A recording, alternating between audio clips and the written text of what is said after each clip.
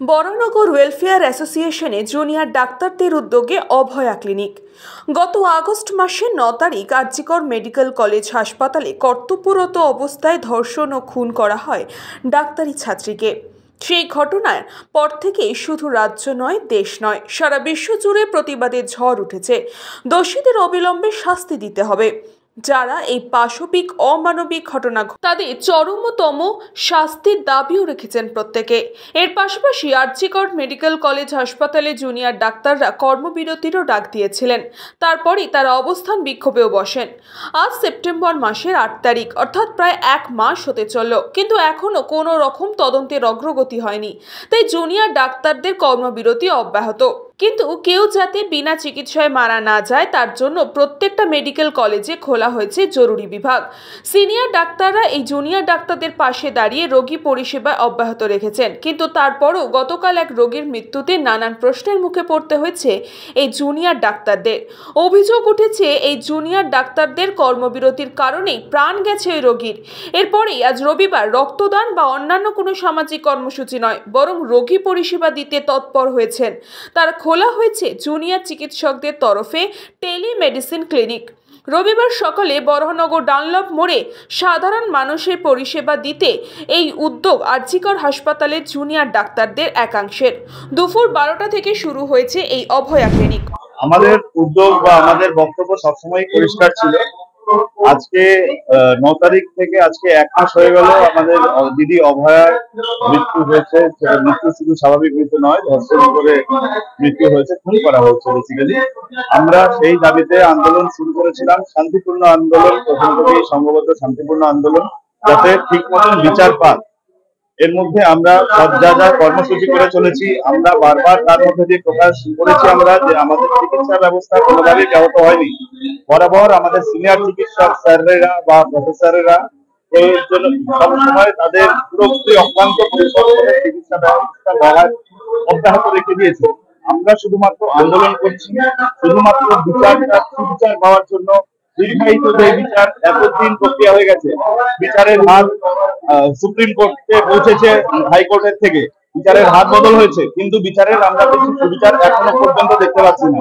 হ্যাঁ, কিছু অ্যারেস্ট হচ্ছে, কিন্তু সেগুলো আমরা মনে করছি না যে এখনো যথাযথ অ্যারেস্ট যেটা দরকার সেগুলো হয়েছে। আর এর মধ্যে আমাদের যে বিভিন্ন কথা হচ্ছে যে মারা গেছে রুগী, যেটা তার জন্য আমাদের এমএসডি স্যার সম্মানের অনেক কিছু বলেছেন যে আমাদের সিনিয়র স্যাররা মৃত রোগী যিনি মৃত্যু হয়েছেন তার পলিট্রমা পেশেন্ট ছিল, তার যথাযথ ট্রিটমেন্ট যে রকম প্রয়োজন প্রত্যেকটা পুরোপুরি ভাবে পেয়েছেন তিনি।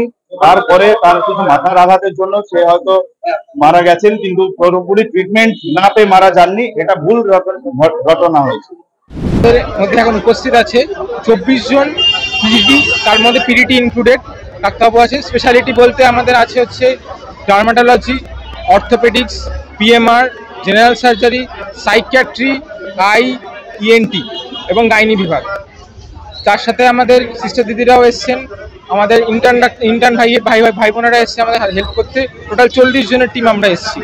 তার মধ্যে 24 জন আমাদের জুনিয়র ডাক্তারবাবু, মানে পিজিটি এবং পিডিটি ইনক্লুড করে ডাক্তারবাবুরা আছে।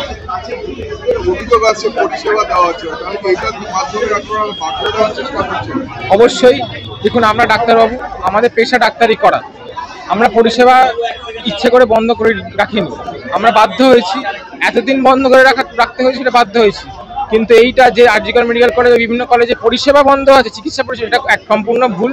শুধু জুনিয়র ডাক্তাররা কর্মবিরতিতে আছে, সিনিয়র ডাক্তারবাবুরা বাকিরা সবাই কর্মক্ষেত্রে এখনো আছে, তারা চিকিৎসা করছেন। সব পেশেন্ট ভর্তি দরকার তাদের ভর্তি করা হচ্ছে, সুব্যবস্থা আছে, চিকিৎসা হচ্ছে। শুধুমাত্র জুনিয়র ডাক্তারবাবুরা কর্মবিরতিতে আছে। অভয়া ক্লিনিকে আসা সমস্ত মানুষ জানালেন, যেভাবে সাধারণ মানুষের মধ্যে বিভ্রান্তি তৈরি করা হচ্ছে চিকিৎসা পরিষেবা নিয়ে, তা নিরাময় করতে এই অভয়া ক্লিনিকের প্রয়োজন ছিল। সমস্ত ডাক্তারদের প্রতি শ্রদ্ধা রেখে বলছি, এই উদ্যোগটা সত্যিই অভূতপূর্ব দরকার ছিল। একটা বিভ্রান্তি মানুষের মধ্যে ছড়িয়ে আছে, সেই বিভ্রান্তিটা আশা করি কেটে যাবে। এবং যতক্ষণ পর্যন্ত না এই দুর্নীতি এবং এই খুনের বিচার হচ্ছে, বিচারটা এমন ভাবে হওয়া উচিত যেন ওর একদম মূল সমেত উপরে চলে আসে। এটা আশা করব নিশ্চয়ই সিবিআই এই ব্যবস্থাটা নেবেন। এবং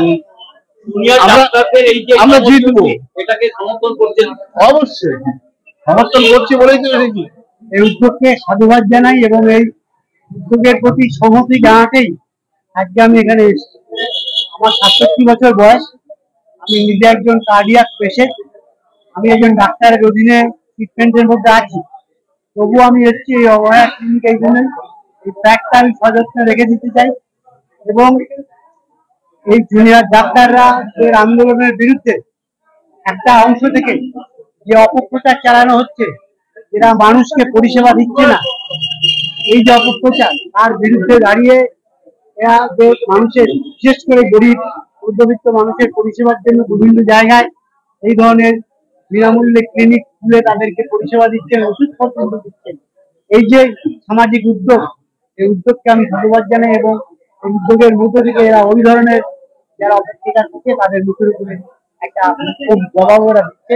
আমরা এদের আন্দোলনের সাথে আছি এবং এই আন্দোলন যতক্ষণ না বিচার সমাপ্ত হচ্ছে, যে নারকীয় কাণ্ড ঘটেছে এবং তার সঙ্গে যে দুর্নীতির পর্দা উন্মোচিত হয়েছে, সমগ্র স্বাস্থ্য ব্যবস্থাকে কেন্দ্র করে সবটা উন্মোচিত না হচ্ছে, ততক্ষণ পর্যন্ত এই লড়াই চলবে, এরা চালাবে।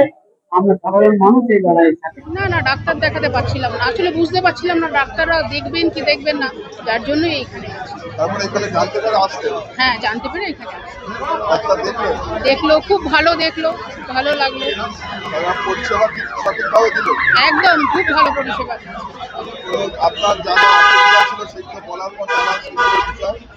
হ্যাঁ, তারা ধৈর্য ধরে শুনলেন এবং যথারীতি ভালো ওষুধও দিলেন এবং বললেন অসুবিধা হলে পরবর্তীকালে তাদের আবার দেখা যাবে। হ্যাঁ, ওষুধও দিয়েছেন। হ্যাঁ, হাতে একটি সুন্দর গাছও তুলেন। নিশ্চয়ই এটা একটা স্মৃতি হিসেবে রয়ে যাবে। একটা গাছটা লাগাবো তো অতি অবশ্যই গাছ লাগাবো।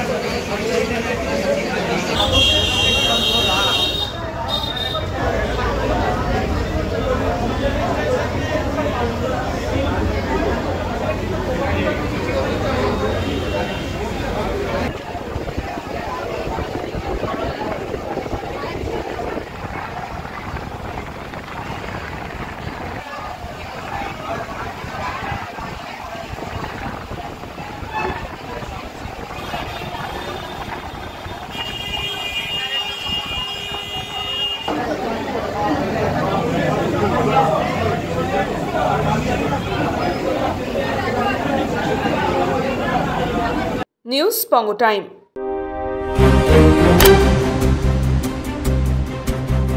फास्ट मूविंग वर्ल्ड में वही आगे है जिसके पास है स्पीड, जैसे मेघबाला ब्रॉडबैंड। सही स्पीड सही पहचान। सो अगर कांस्टेंट फास्ट स्पीड चाहिए तो ले आइए मेघबाला ब्रॉडबैंड। आस्था पॉलीक्लिनिक और डायग्नोस्टिक सेंटर एक छातेर तलाय विशिष्ट चिकित्সকদের চিকিৎসা পরিষেবা পেতে আজই আসুন আস্থা পলিক্লিনিক ও ডায়াগনস্টিক সেন্টারে। এখানে সব রকম রক্ত, মল, মূত্র ও কফ পরীক্ষা এবং ECG, easy, ENG, NCD, PFT 24 ঘন্টা হল্টার মনিটরিং ও ফিজিওথেরাপি অতি সুলভে করা হয়। আমাদের ঠিকানা নোনা চন্দনপুকুর, চ্যাটার্জিপাড়া। আমাদের যোগাযোগ নম্বর 7003758330। New Shutterpath, one-stop solution for your smart choice. এখানে সকল প্রকার ব্র্যান্ডেড কোম্পানির TV, fridge, mobile, computer, laptop, sound system এবং মোবাইল ও কম্পিউটার অ্যাক্সেসরিজ সঠিক মূল্যে বিক্রয় করা হয়। প্রতিটি কেনাকাটায় আকর্ষণীয় ছাড় এবং নিশ্চিত উপহার। ঠিকানা ইন্দ্রনগর, সোদপুর, কলকাতা 110 এবং মুরাগাছা, সোদপুর, কলকাতা 111।